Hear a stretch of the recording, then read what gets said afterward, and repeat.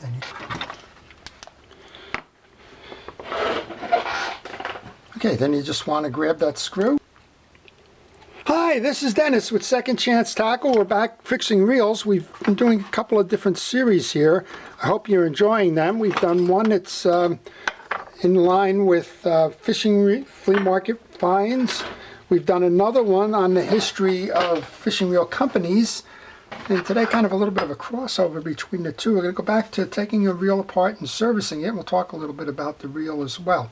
So this is one of the reels that was picked up on a Facebook Marketplace lot that I purchased. There was 15 reels involved in that. And originally, the picture wasn't very clear. I thought maybe I had a green-sided pen, which are highly sought after. When I got there, I realized that wasn't the case. But boy, if you just don't compare the two of these reels, you would think that you had pen all around, including the Bakelite bullet handle, even though it's a little bit smaller. The underneath carriages, a little bit difference in the reel seat, but not much. The side plates, they almost look identical. This one is a Penn 65 Long Beach. This one is the JC Higgins reel. And I'm told that this is a it says Monospool reel.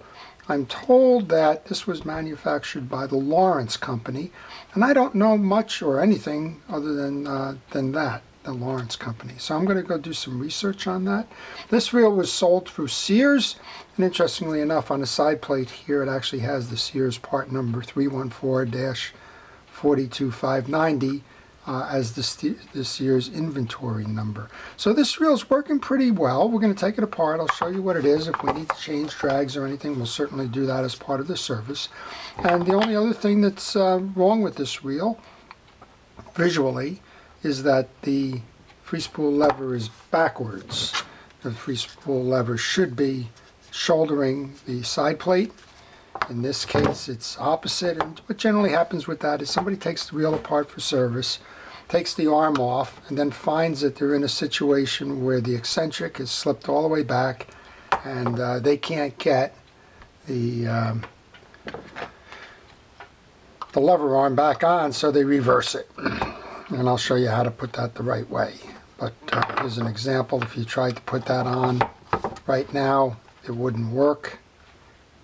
It belongs somewhere over there it's hitting. So we'll show you how to put that on as part of the service. So we're going to start by taking the reel apart.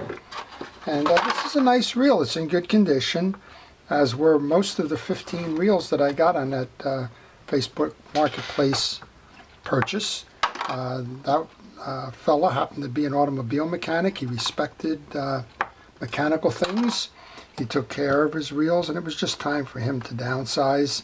And so we put the whole lot up, and many of you may have seen the video on it. If not, you can search my channel for it. But there were some good finds in there, and as I mentioned, I would be doing a lot of the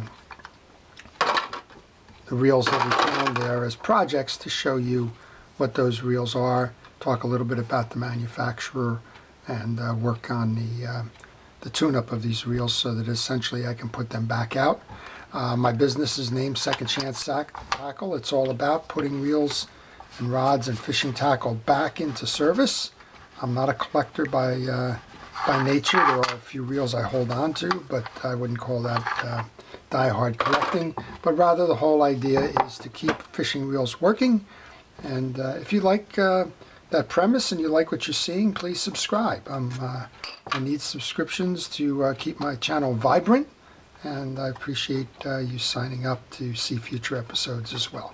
So we're taking the side plates off, and as you probably noticed, the handle screw that goes into the gear sleeve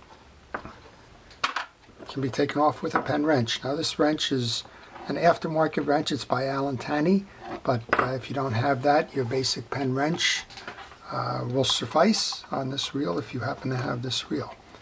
I think underneath, what you'll be surprised to see, or maybe you won't given the looks, is that the internals look very much like a pen reel as well. So if you didn't know what you were looking at here, you would swear that's identical to the pen reel. And actually, I'm just going to reach out of sight for a moment, grab one just to show you.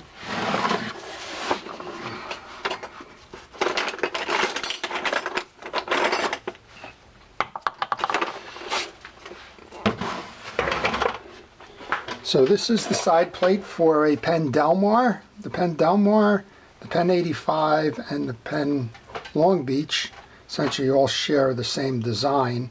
But if you look at that, you would think that maybe you're working on a Penn reel here. So we're going to find out more about that Lawrence company only for that reason. So find out if they were just a contractor or how this happened to work out the way it did.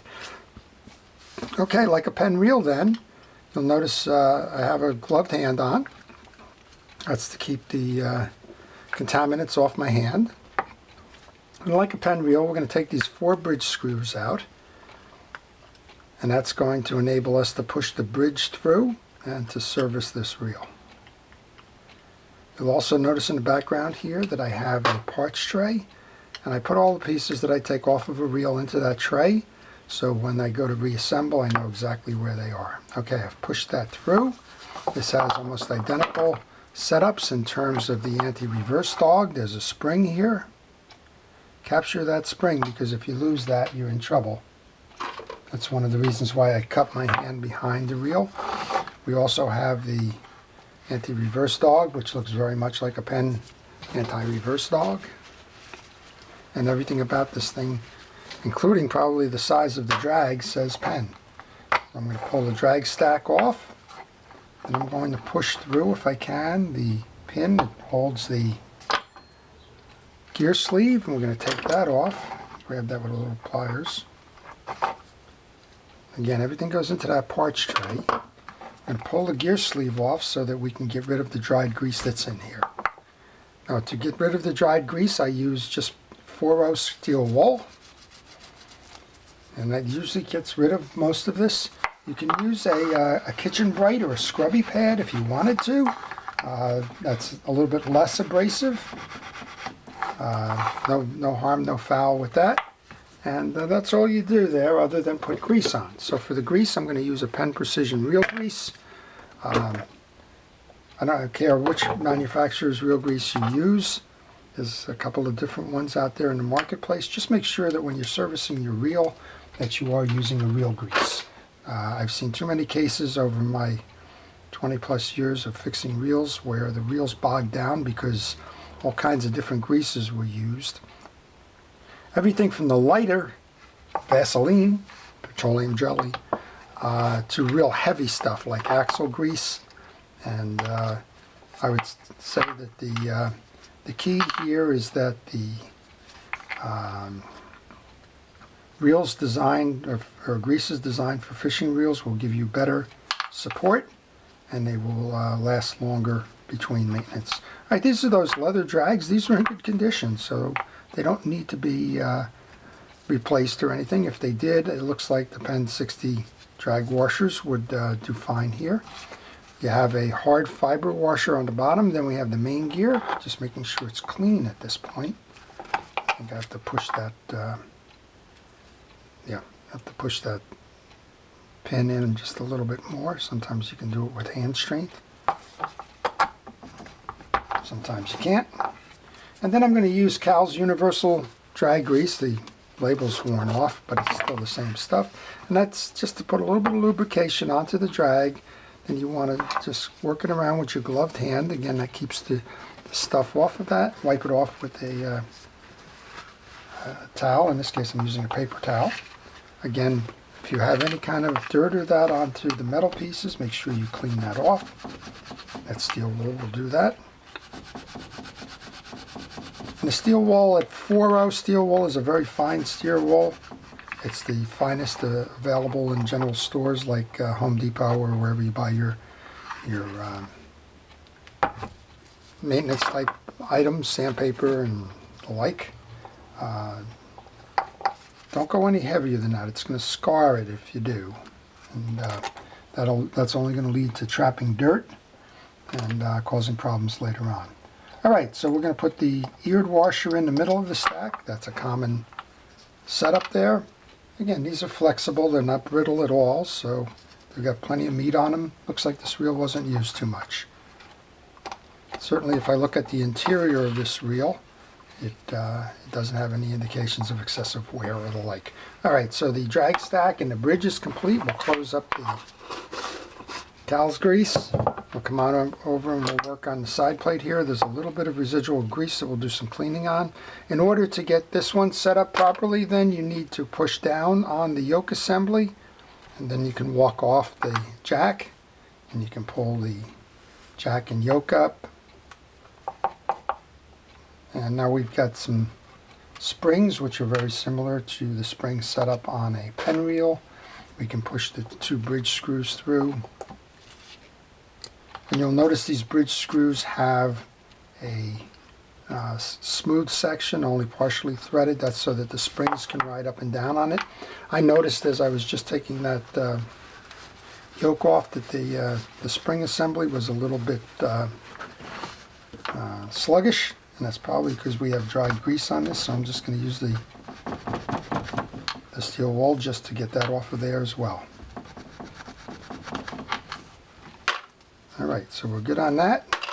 Now we have the, you can see some dried grease. So here's an interesting point. If you have your reel stored on a pole, and this is the way it would actually store if you were hanging it on in a rafter or something, the grease over time is going to slide to the bottom. Gravity will have its effect, and that's exactly what happens here. If you look at this side of the reel, it's all clean.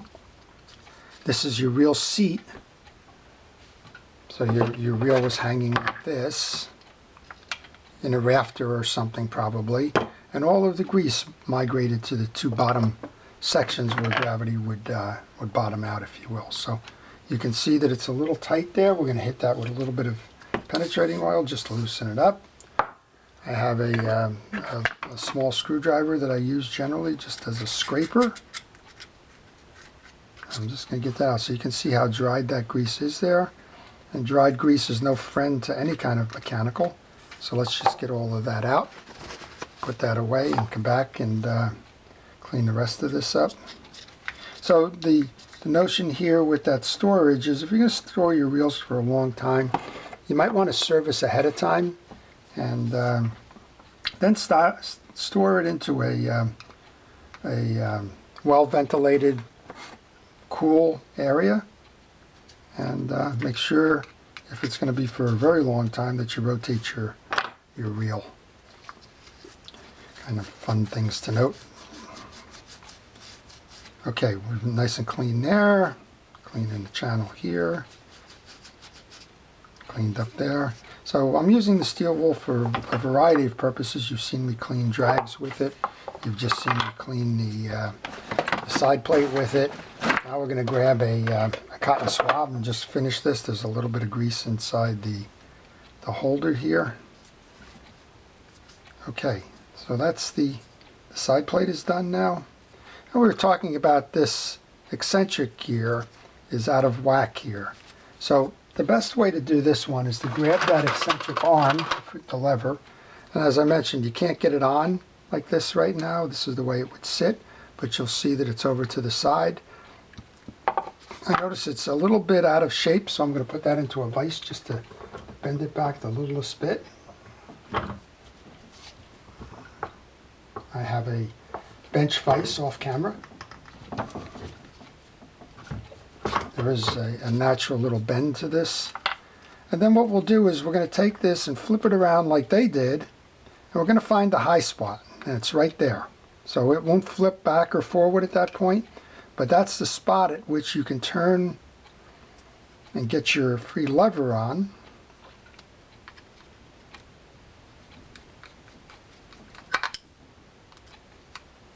There we go. And now with the rebend, you'll see that we've got the right operation here. And from the inside, you'll notice that we are moving the way we should. So that corrects the one identifiable issue on this. I'm just going to make sure we're tightened down. I'm going to put a drop of oil. I'm going to use Reel X, which is a synthetic reel oil, just on that eccentric. I'm going to grab the yoke and the spool gear. I'm going to make sure that this is clean. Again, the biggest issue you find when you're working on some older reels or reels that have been sitting around a while, like this one where it had the coagulated grease and all, is just that that dry grease will impede performance. So best deal is to just clean it all off, put fresh on. Alright, now we'll take the spool gear. I'm going to Gonna paint that up too. I'm using an artist's brush here. All right, two sides of a spool gear, a flat side and a channel side. The channel side goes out. And we'll grab these springs that we have. One on one side.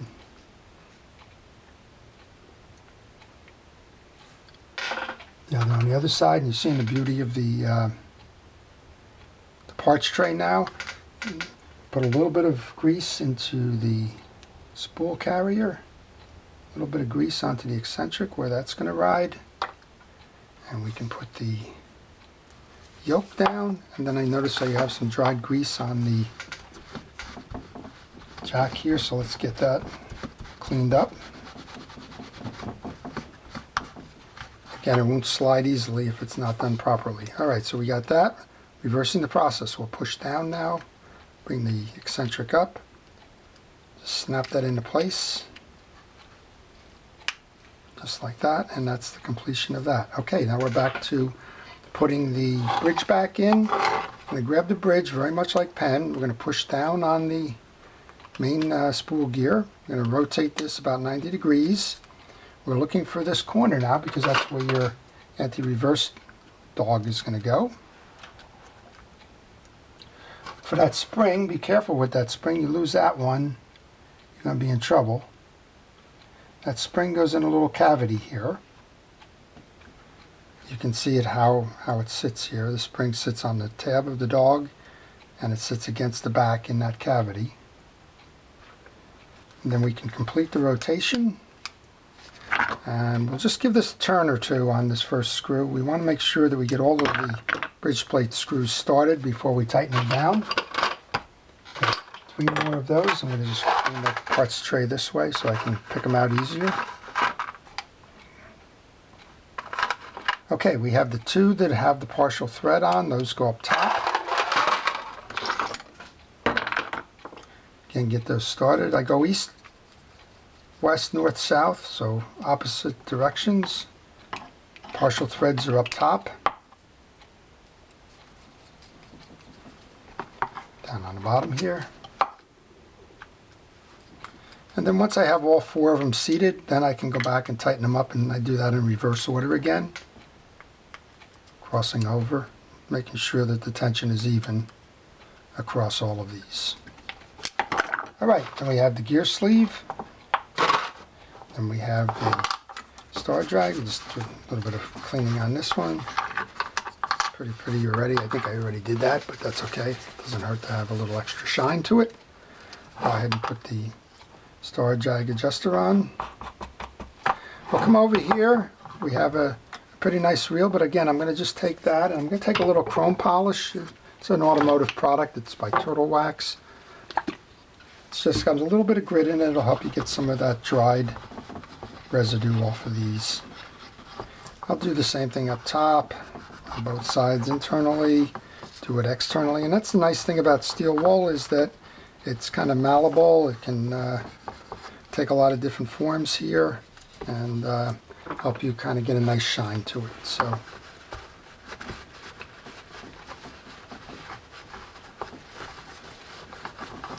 just wipe that off. Do the same thing on the spool. I notice there's a little bit of carryover here, probably from the line that was on it, a little bit of salt residue or something. But I'm guessing this reel is probably 30 years old. I'm not sure. Again, it hasn't been used very much. That's obvious. It's in nice condition. It's a good example of what I'll call the department store reel. These parts are not interchangeable with Penn. Perhaps I wasn't clear about that. It sure as heck looks like Penn, but everything's just enough different that, for example, you couldn't take this side plate and put it on a Penn reel. The spacing is different. All right, one more piece of lubrication here then, and that's to put a little bit on this side bearing. There's a little bit of wear on the dog, not terrible. The clicker. Okay, I'm going to put a little bit onto the spool itself. We're going to insert the spool. And bring the side plate back.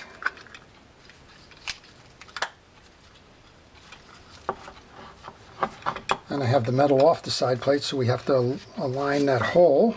And I have a little pin that I'm very dependent on. It's a little bit of a carpenter's awl, but it's one of those multi-purpose tools that just works.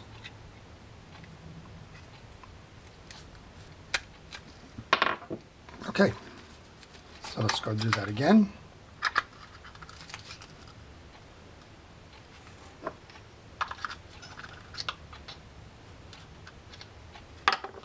Now there's two different sizes on the screws, if I didn't mention that earlier. There's a long screw and a short screw. The long screws go in the crossbars, and the short screws go in the wheel seat. And just as I did on the other one, I'm not going to go circular in terms of putting the screws in. I'm also not going to tighten them all down until I have them all in. I'm looking for the short screw now. That's going to go in the reel base.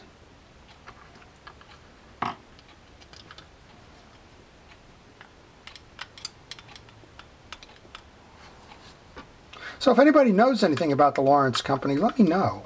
I want to learn on that, and there's no better way to learn than to just trying to find my thing than by asking folks. I'll be first to admit that I don't know everything. I guess as you get older you realize just how much you don't know, but as I mentioned, I am aware that this was made by Lawrence, but other than that I don't know much about it. And I do know it was sold by Sears, and I do know it's a solid reel, and the only part that really is probably available is for the drag washers, and I think the drag washers are the Penn drag washers, although I haven't tried a direct replacement on those. And so you can keep this reel going for a long time with just basic service. So folks ask me what the basic service should be, and I tell them once a year, regardless of whether you fish that reel 20 times or you've only taken it out once. And among that servicing is changing the fishing line. Monofilament breaks down regardless of whether it's on the ocean a lot or a little, or the water, wherever you're using your reels. And monofilament is cheap, so you should make it a point to go ahead and change out your monofilament, take the side plate off, and do what we just did here if you want to thorough. If not, just make sure the reel is clean and that it's lubed before you set it away for the off season. Alright, so we're going to take that handle now, just clean that up a little bit. There was some dried grease on that, kind of a continuing theme here. We'll load this up. There we go. And again, just like the Penn reels. Now, if we didn't take this gear sleeve off and put fresh grease on there, you could put oil into the hole here. And that's sort of what it says here, oil. They're not going to tell you to grease it, but when they came from the factory, they had grease, not oil, in there. That's why I replace it. And while this wrench isn't a direct fit, it works.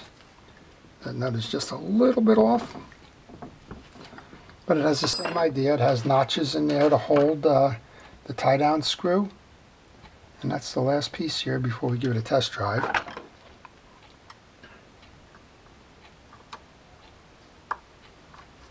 Which is right now. So we've tightened it down, we've cleaned it up, we've re-lubed it. We've got a nice little reel going there. And I want to tighten the drags down, just up. Working as they should be working. So there you go. That's the JC Higgins Monospool reel by Lawrence. And again, we are in the purpose of putting these back out there to fish again, as opposed to making them collectibles. And I hope you've enjoyed it. If you have one of these, you now know how to service it, and you also know the familiarities and the similarities with the Penn reel. And I hope you've enjoyed it. So if you've enjoyed it, please like it and subscribe. This is Dennis with Second Chance Tackle. Thank you for watching.